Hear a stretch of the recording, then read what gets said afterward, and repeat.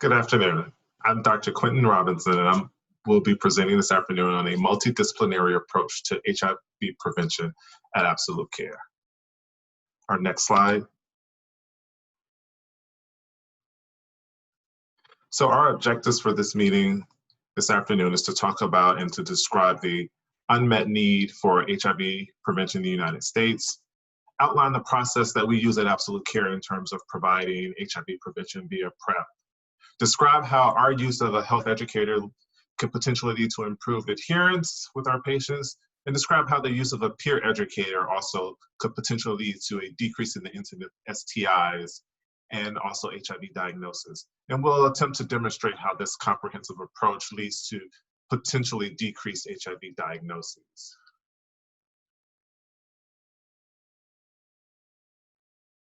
So looking at HIV in the United States, HIV incidence in the United States has been stable at about 40 to 50,000 new infections per year.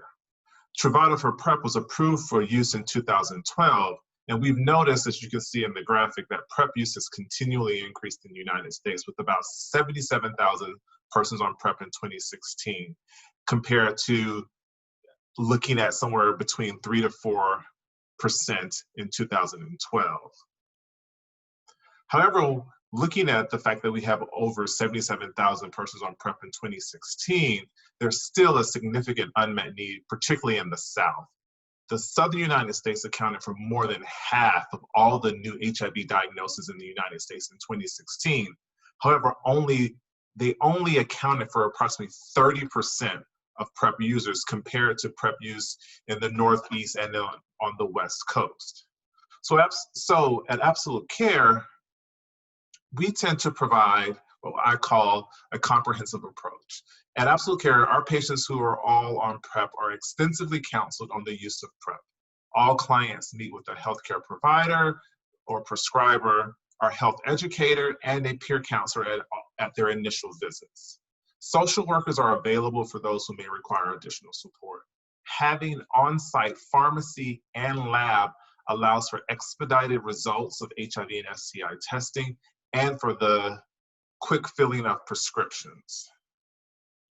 So how do we use our health educator in this multidisciplinary approach? Our health educator currently is a certified physician assistant, and what she does at the initial visit is provide support in terms of counseling on adverse effects of Truvada or Descovy for PrEP, in addition to what has been provided with the provider. After their initial visit with the provider, they have the opportunity to sit down with our health educator and actually spend a significant amount of time answering questions, going over adherence methods, looking at what's the best time of day to take the medication, and how it actually fits in with their lifestyle. With providing this additional adherence support and this in-depth discussion of potential adverse effects, this leads to greater adherence. And as we know with PrEP, looking at the studies that were used, adherence coincides and definitely directly correlates with efficacy. If patients are on Truvada or Descovy for PrEP and they take it every day, we are assured that they will have significant protection from acquiring HIV. And this relationship with the health educator can be prolonged. The patients still meet with the healthcare prescriber at every 3 months, and if there is a need or there is a notice in terms of there's a drop in adherence, patients having additional side effects but still wants to be protected from HIV, they can spend time with our health educator outside of what they have with the healthcare prescriber to go over those. And patients are encouraged to see our health educator at least once a year or more frequently depending on their needs. And for me, I think our peer educator actually provides some of what I consider the most important support. They, again, our certified peer counselor provides support with medication adherence, but I think what's the most important part is the risk reduction counseling. Patients, again, meet with her during our initial visit, and they focus on safer sex behaviors. They're instructed on correct condom storage and usage. One of the things that I noticed that our peer educator does that a lot of patients don't necessarily recognize is that she talks about the expiration date on condoms. A lot of our clients and patients really don't pay attention to how long they've had condoms, and sometimes that leads to decreased efficacy. She also talks about additional support in terms of support services, in terms of, support for sexual addiction and things of that nature. And what I love about this is that when patients are identified with an STI, and we do triple site extragenital testing, looking at both oropharyngeal and rectal STIs, those who have recurrent STIs are instructed to meet with our peer educator at least at the time of treatment to kind of discuss, well, what are your sexual behaviors? What are you doing that's putting yourself at risk for acquiring these STIs, from things in terms of using condoms incorrectly, using the inappropriate lubrication with condoms, whether they're using condoms at all, talking about their selection of sexual partners and how they're choosing their sexual partners. There even is additional support in terms of discussing other risk behaviors in terms of there's drug use or alcohol use at the time of engaging in sexual activity. And she provides all of that support to, again, help with decreasing the incidence of STIs and HIV acquisition. And they're, again, provided with additional resources to encourage more responsible sexual behavior. Our social workers are present in the office for those who may need additional financial support with patient access, patient assistance, making sure that they're able to get their medications. We have on-site lab. Our lab provides fourth generation HIV testing where patients can get tested and have their HIV results within 20 to 25 minutes of their visit. And at that time, that leads to rapid start of PrEP, where you don't necessarily have to wait for lab results or HIV testing to come back.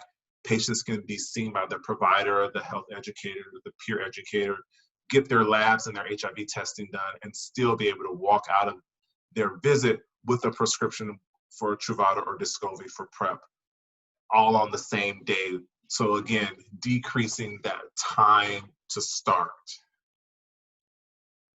And additional support services are also present. Patients are encouraged to see their prescriber every 3 months. And again, the peer educator and the health educator, they're allowed to see them at least once a year.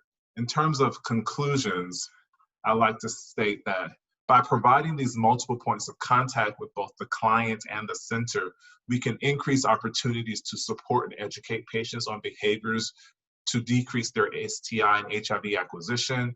With increased support and improved adherence to PrEP, over time, we would expect to see a decrease in HIV seroconversions and STI diagnoses. We'll definitely have seen a decrease in the number of patients who come in with asymptomatic oral or rectal gonorrhea or chlamydia. Even though we know that the South is a hotbed for STIs when it comes to syphilis, we definitely see over time, as patients tend to pay attention to their sexual behaviors, that we'll see a decrease in syphilis diagnoses, and also we'll see a decrease in seroconversions. Again, this is not something that you would definitely see immediate, but I would say looking at the onset of PrEP in 2012 to 2016, the number of patients on PrEP nationwide, we've definitely seen at least an average of 10,000 persons per year less seroconverting for HIV. Any additional questions? My contact information is available. And again, thank you.